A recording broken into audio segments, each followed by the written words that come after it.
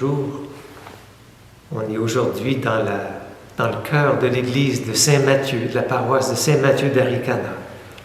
Et on va méditer ensemble aujourd'hui la parole de ce samedi 15 mai. Tu es parole de vie, tu es la source d'amour, oh Jésus-Christ, mon bon pasteur.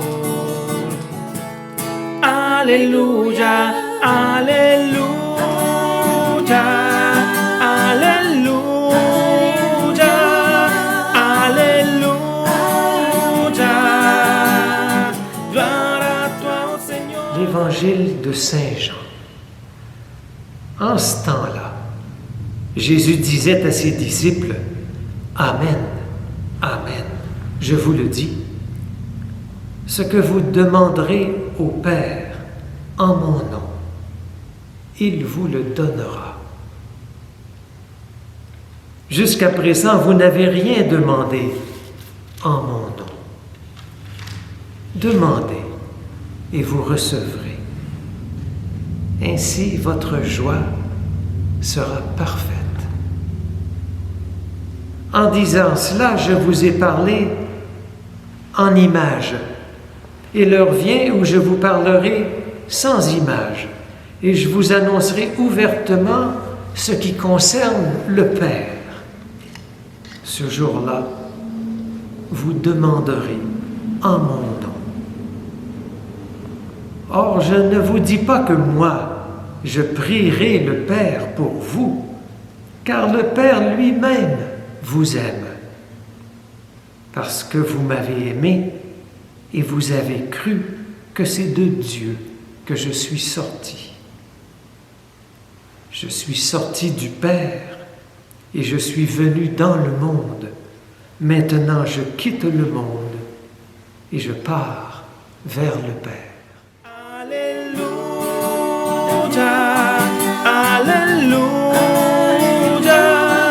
alléluia,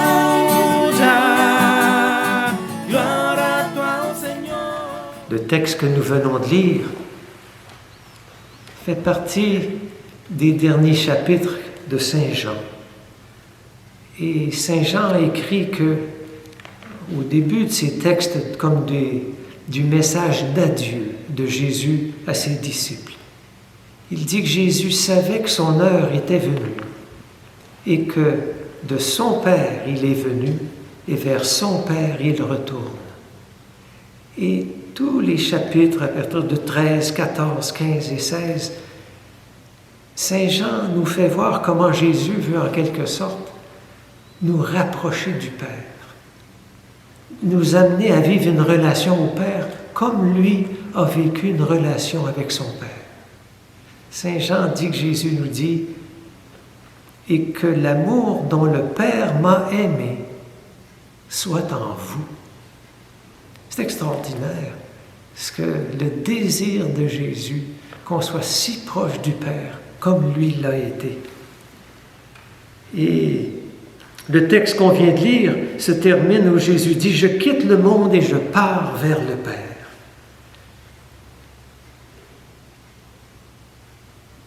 Et dans le texte qu'on lisait, Saint Jean nous dit que Jésus emploie l'expression « en vérité », c'est-à-dire « Amen, Amen », comme si Jésus prenait le temps de nous dire « Voici quelque chose que vous devez entendre. Amen, Amen, je vous le dis.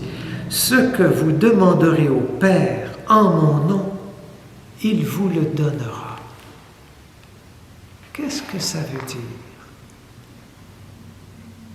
Jésus veut nous amener à une relation au Père et qu'on présente nos demandes au Père. Parfois, on pourrait se dire, mais est-ce qu'on va être face au Père? Un fils qui, dans le monde, serait toujours en train de demander à son Père, on dirait c'est un fils immature. Est-ce que Jésus est en train de nous amener dans une route d'immaturité? Jésus dit, vous demanderez en mon nom. Tout ce que vous demanderez en mon nom. Alors c'est comme si Jésus nous laisse entendre, en son nom. Si on porte la parole que Jésus nous a dite, on la médite. Il dit, ce que vous demanderez au Père après avoir médité ma parole, ce désir qui va grandir en vous, un désir de justice, un désir de pardonner quelqu'un, un désir d'aimer là où je n'arrive pas à trouver de ressources pour aimer. Ce désir, présentez-le au Père. Ça, ce n'est pas de l'immaturité.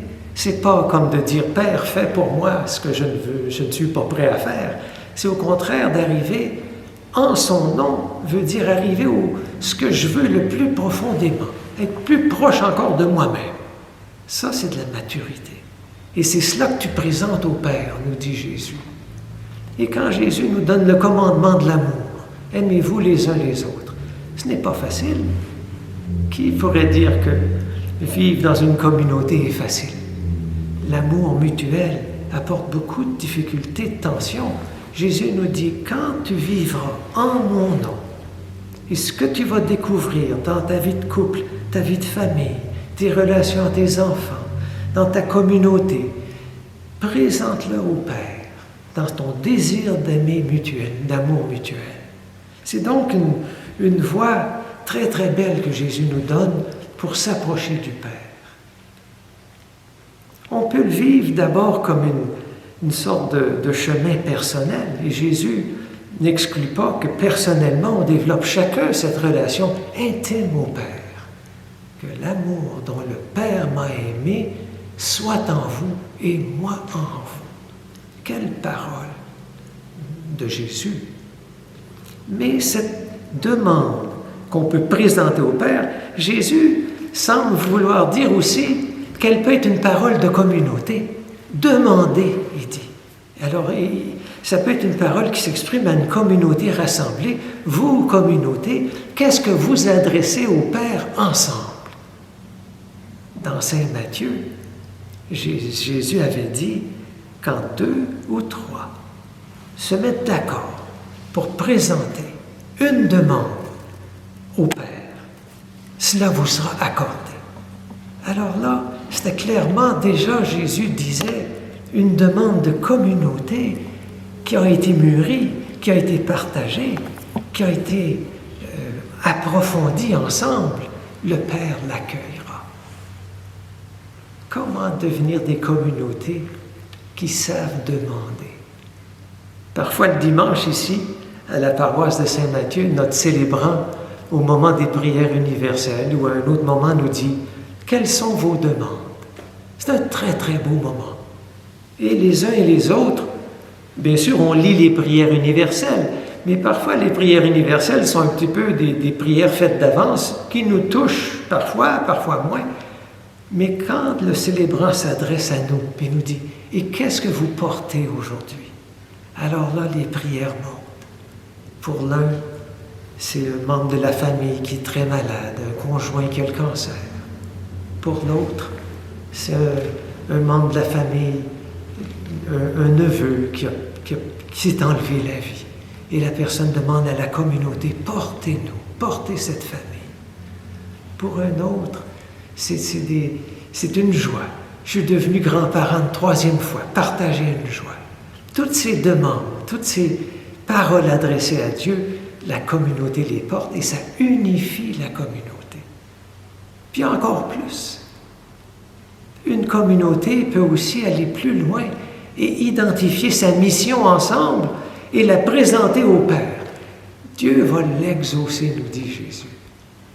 Et actuellement, dans le diocèse, les catéchètes se rassemblent au cours des 4 ou 5 semaines dans lesquelles on est, et on est en train d'approfondir comment pouvons-nous mieux transmettre la foi aux familles, aux jeunes familles et à leurs enfants. On se rend compte qu'il y a quelque chose qui ne va pas parfaitement, que les parents ont du mal à se joindre aux communautés, les jeunes parents, et pourtant ils ont un désir que leur enfant découvre la foi, qu'ils accèdent au baptême, à la première communion. Comment les accompagner? On pourrait dire à Dieu, donne-nous, Père, on te demande de nous donner la voie.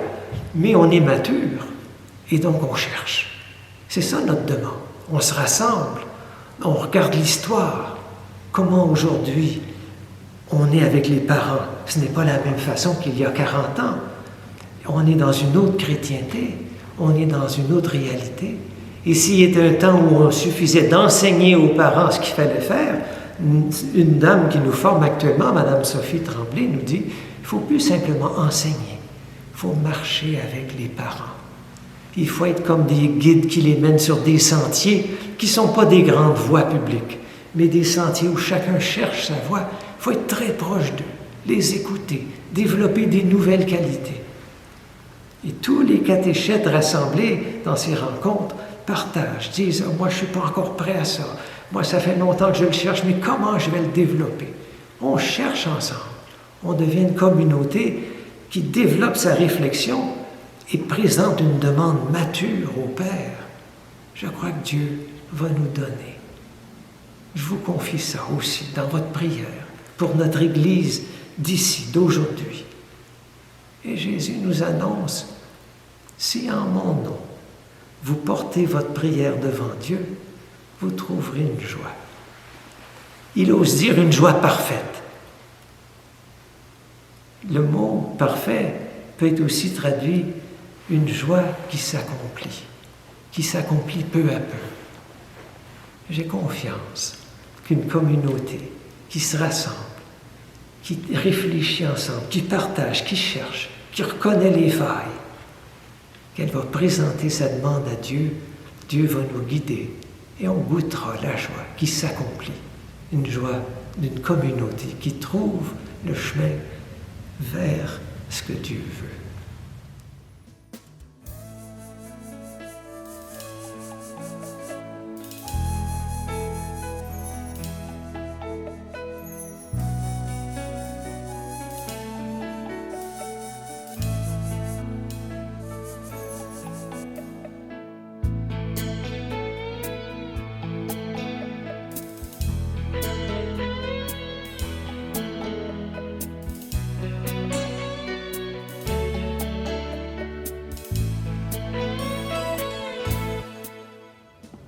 Je vous ai parlé tout à l'heure de comment une communauté peut se rassembler et présenter ensemble, en se mettant d'accord, une demande à Dieu, et que Dieu va l'exaucer, nous dit Jésus dans Saint Matthieu. Quand nous étions à Coudjouac, ma femme et moi, il y a quelques années, nous étions envoyés là-bas par le diocèse. C'est une communauté du diocèse, celle de Coudjouac. Souvent, dans le village, il y a eu des suicides. Et toute la communauté inuite se rassemblait, mais dans l'église anglicane, puisque c'était leur église. Et Judith et moi, on allait bien sûr dans l'église anglicane pour prier avec les familles. Et le pasteur, le prêtre anglican était merveilleux. Il pleurait avec tout le monde. Il donnait la parole. Mais comment donner une parole dans une circonstance comme celle-là? Comment prier? Qu'est-ce qu'on peut demander à Dieu dans une circonstance comme celle-là? Et après la rencontre, je disais, il s'appelait Ayola. Je dis, Ayola, comment tu arrives à trouver une parole du Père? Comment tu arrives à trouver? Il dit, malgré toute la difficulté, il dit, il y a toujours quelque chose qui est donné. Alors c'est comme si le Père Ayola disait, il y a toujours quelque chose qui est donné aux familles, donné, et il était comme attentif à ça.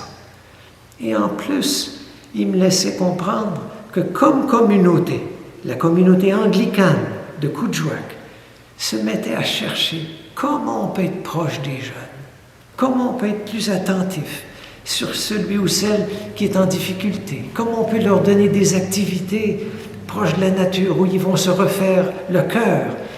Et donc c'était comme le défi de cette communauté, c'était de rester proche des jeunes parce qu'ils étaient si souvent en désarroi. Je trouve ça très très beau.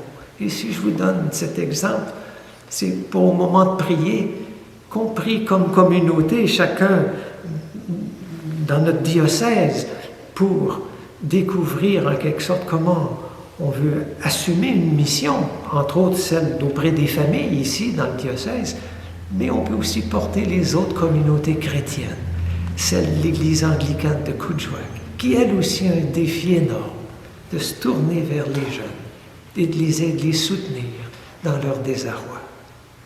Gardons-les dans notre prière et en même temps qu'on porte notre propre mission ici.